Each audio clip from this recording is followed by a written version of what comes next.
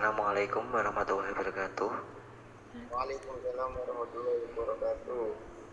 Perkenalkan, kami dari kelompok 3 yang terdiri dari yang pertama Nasta'in, yang kedua Muhammad Fanas Najib, yang ketiga Ahmad Faidu, yang keempat Ulmani Kholishoh, yang kelima Maikun Yarsi.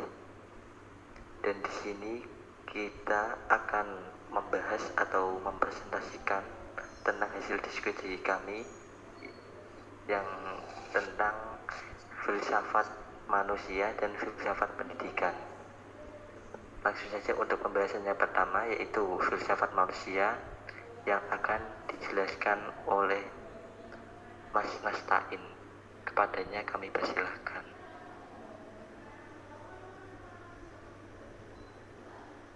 Terima kasih kepada Mas.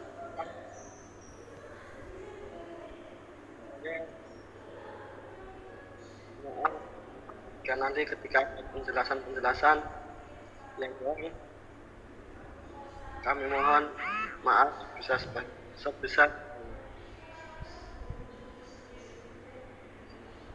Yang pertama, pengertian filsafat manusia.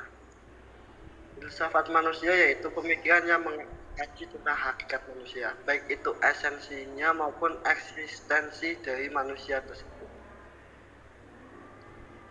Manusia merupakan makhluk yang paling sempurna diciptakan oleh Tuhan Yang Maha Esa, di mana manusia memiliki struktur tubuh yang kompleks seperti tubuh, jasmani, roh ataupun jiwa, perasaan, dan akal. Hakikat manusia adalah makhluk yang dinamis, yang bergerak mengikuti arus perkembangan alam. Karena apabila manusia tidak dapat mengikuti perubahan yang terjadi pada alam, maka dampaknya sangat luar biasa. Kita dapat menjadi manusia yang tertinggal dan dianggap kuno. Manusia memiliki sebuah kedudukan istimewa sebagai makhluk Tuhan Yang Maha Esa. Keunikan tersebut dikaji oleh filsafat yang menghasilkan sebuah pemikiran-pemikiran yang berkaitan dengan hakikat manusia.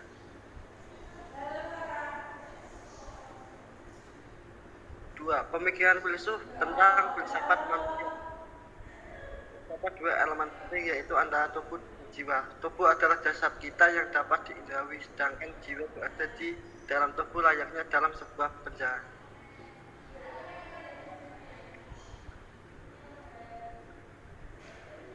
Menurut Plato, tubuh adalah tempat kejahatan dan keburukan, sedangkan jiwa terpenjara dalam tubuh jasad kita. Sedangkan jiwa berada di dalam tubuh layaknya dalam sebuah penjara.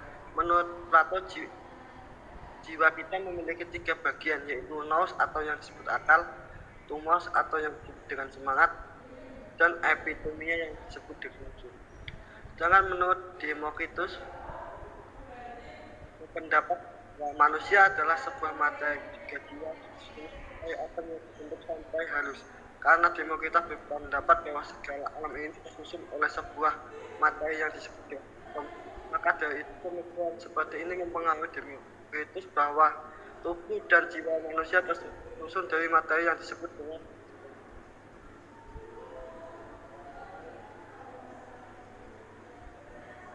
Yang selanjutnya adalah menurut Pythagoras. Ia berpendapat bahwa jiwa itu kekal, tetapi maksud kekal itu adalah apabila tubuh dan jiwa berpisah, maka jiwa tersebut akan berpindah ke hewan, dan jika hewan itu mati, maka jiwa tersebut akan berpindah ke hewan lainnya, dan itu terus berlanjut sampai tahap penyucian jiwa. Jiwa akan kembali ke langit. Hal itu bisa disebut dengan reinkarnasi pada zaman sekarang. Lalu dalam Islam berpendapat bahwa manusia terdiri dari 2 unsur penting, yaitu jasmani atau raga dan rohani atau jiwa. Masing-masing memiliki potensi atau daya. Jasmani memiliki daya fisik seperti melihat, merasa, meraba, mencium, dan daya gerak. Sedangkan rohani dalam Al-Quran disebut sebagai an-naf, memiliki daya, yaitu daya pikir yang disebut dengan akal yang berpusat di kepala dan daya rasa yang berpusat di kalbu atau hati. Ya, eksistensi manusia sebagai individu. Tahap eksistensi manusia dan perkembangannya. A. Tahap estetis. Pada tahap ini manusia masih menitik beratkan pada hewan itu mereka Ini mereka lebih memenuhi apa yang menjadi kesenangan mereka. B. Tahap etis. Pada tahap ini manusia mulai ada kesadaran bergeser dari tahap hanya memenuhi kesenangan nafsu ke tahap lebih mementingkan kebajikan yang bisa dilakukan. Di sini manusia lebih ke arah tentang kebaikan, kebajikan ataupun nilai yang bersifat manfaat untuk manusia. C. Tahap religius. Pada tahap ini manusia lebih menekankan pada tahap keyakinan terhadap Tuhan, di mana mereka mulai melepaskan hal-hal yang berbau di dunia dan mulai menyelam dalam realitas Tuhan. Dalam Islam kita menyebutnya sebagai seorang sufi. Hakikat dan martabat manusia. Pada hakikatnya manusia adalah makhluk yang dinamis ataupun yang bergerak, manusia yang berubah sehingga dalam menjalankan kehidupan perlu daya pikir menemukan suatu ilmu pengetahuan yang bisa digunakan dalam kemaslahatan umat manusia. Lalu daya rasa ini letaknya di kalbu atau hati, dan di kalbu ini merupakan tempatnya kesucian. Kesucian ini berfungsi untuk mendekatkan diri kita kepada Tuhan Yang Maha Esa. Lalu setelah itu ada dia nafsu. Nafsu ini seperti nafsu hewan, dinafsukan minum, seks, dan lainnya. Karena memilih menukar adalah hewan yang dipikir. 5. Manusia sebagai makhluk hidup. Manusia adalah makhluk yang berkuasa atas dirinya. Manusia mampu menggerakkan tubuh sesuai dengan apa yang diinginkannya. Nah, selanjutnya adalah tujuan hidup manusia. Orang yang tidak percaya adanya Tuhan mereka akan mendefinisikan kebahagiaan itu adalah apabila mampu memenuhi keinginan diri. Tapi orang yang tidak beragama, kebahagiaan saja, tapi kebahagiaan itu apabila mereka mampu beri kepada Tuhan mereka dalam keadaan baik. Mungkin cukup sekian dari saya yang pembahasan filsafat manusia. Selanjutnya dilanjutkan oleh pemateri selanjutnya. Oke. Yang kedua, filsafat pendidikan. 1. Pengertian pendidikan. Pendidikan dapat diartikan sebagai agen terhadap mengembangkan atas dasar pandangan hidup bangsa itu sendiri atau nilai dan norma masyarakat. Yang berfungsi sebagai filsafat pendidikan atau sebagai cita-cita. 2. Ciri atau unsur umum dalam pendidikan. A.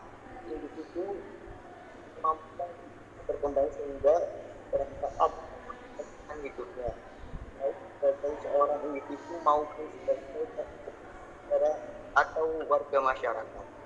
B. Usaha yang disengaja dan merencana untuk isi atau bahan strategi kegiatan atau penilaian yang baik.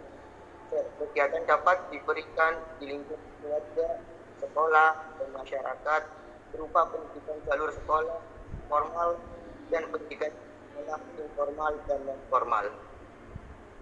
3. Pengertian pendidikan.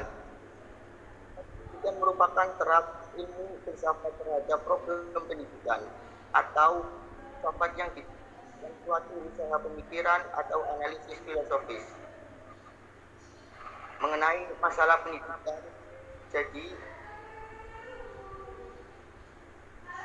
yang pertanyaan-pertanyaan dalam pendidikan.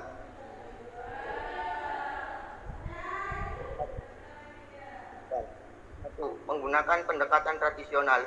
2, pendekatan yang bersifat kritis.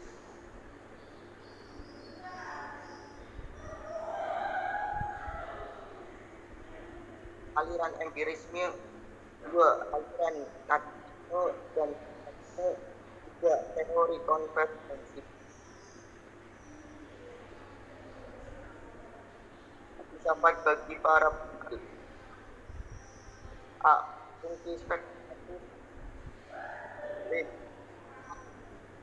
Fungsi kritis. D. Fungsi teori bagi praktik.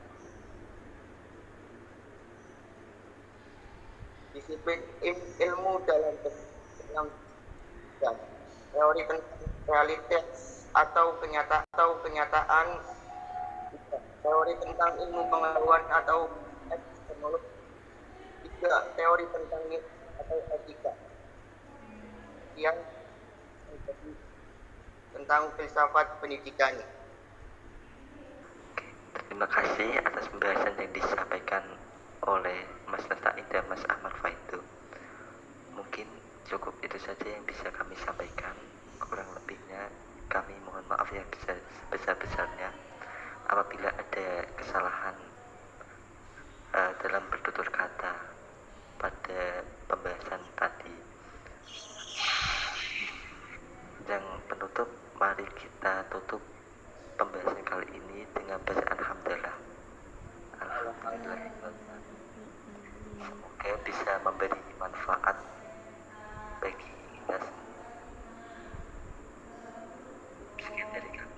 Wassalamualaikum warahmatullahi wabarakatuh.